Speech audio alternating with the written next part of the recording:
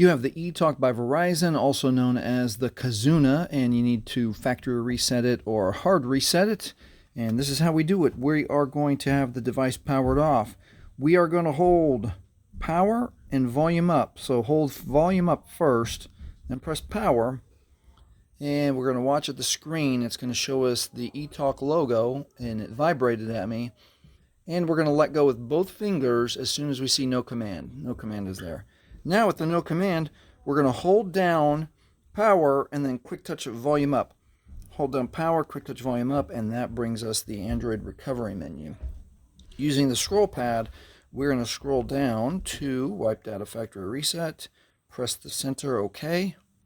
One more time, wipe all user data. This cannot be undone. Scroll down with the pad one time to yes. Center is OK. Center is OK. And then we'll see that the data wipe is complete. And now it is safe to reboot the system. Just press the center. And that is how you hard reset, factory reset the eTalk by Verizon. Hey, if this has helped you, please like, please subscribe. Thank you for watching. Hey, if you want a quick tip on how to change your wallpaper on your Kazuna, watch this video next.